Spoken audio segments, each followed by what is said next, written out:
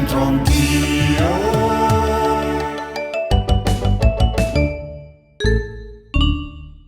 Eccoci, un nuovo appuntamento con Centro Anch'io speciale vini bresciani, e non si può parlare di vino senza il nostro Davide Lazzari. Ciao Davide, grazie, ben trovato. Ciao Carlo, e ride, già quando parla un sorriso va bene, per carità. Sempre sorridente, perché io intanto mentre tu parli io penso già alle domande da farti, perché voglio scavare nella tua testa la tua conoscenza del vino bresciano. Vabbè, allora oggi andiamo in zona San Martino della Battaglia, perché anche da quelle parti si produce un DOC, vero? Esatto, San Martino della Battaglia DOC, una delle più piccole denominazioni della provincia. Siamo costellati di piccole denominazioni. Perché la più piccola è Cellatica. La più piccola è Cellatica, bravissimo. Una denominazione che rischiava l'estinzione, San Martino della Battaglia DOC, ma che negli ultimi anni alcuni produttori ferocemente, possiamo dirlo, tenacemente, un po' più carino, stanno portando avanti di nuovo e mantenendo viva la produzione. Ma è tutta bresciana o è anche un pezzo di mantovana, no? Perché... No, un pezzo è veronese, te lo dico, perché si estende sulla stessa area del Lugana DOC, che arriva fino a Peschiera del Garda. Hai capito. Si può fare San Martino della Battaglia anche a Peschiera del Garda, ma oggi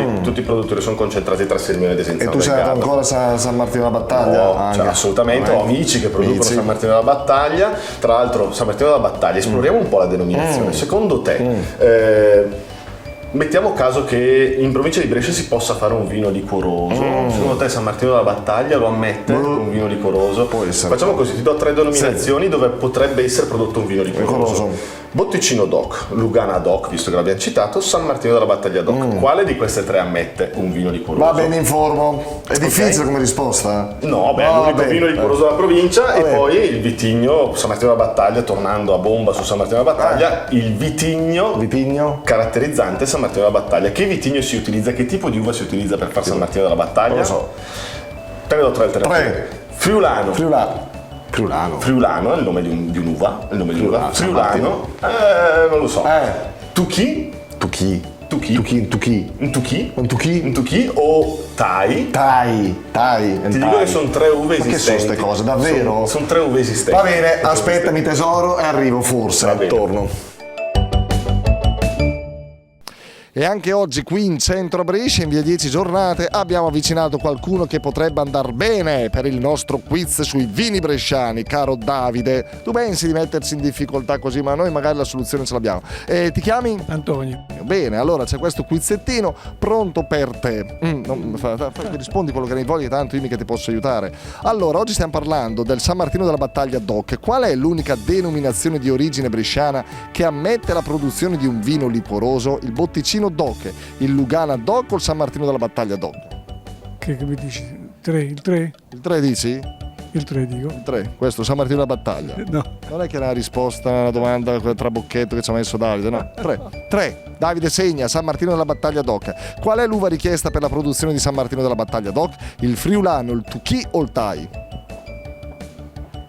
Il Tuchi, penso. Tuchi? Ma tu sai cos'è il Tuchi? No, è sarà un vino, un tipo d'uva. Tipo d'uva, un tipo così. Penso. Conosciamo le tipe, va Antonio. Va bene, grazie Antonio. Okay, grazie a voi, ciao.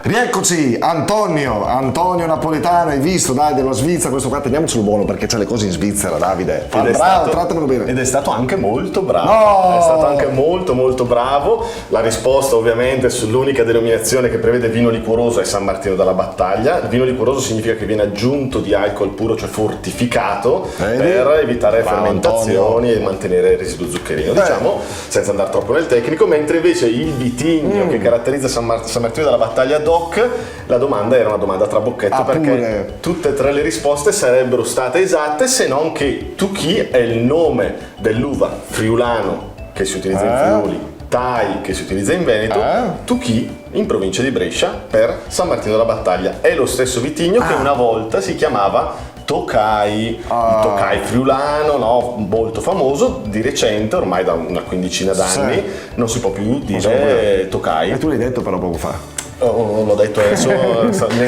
saranno cavoli. E allora non si può più dire perché c'è una denominazione di origine in Ungheria che si chiama Tokaji e quindi per armonizzare il mercato interno dell'Unione Europea è vietato l'utilizzo dello stesso termine. Ascolta, in Ungheria non si vedono oltretutto. Ok, allora possiamo dire. Andiamo tranquilli. Va bene, piuttosto invece prima di salutarci qualcosa in dialetto bresciano legato al mondo del vino. In vendemmia si usava sempre l'enaso.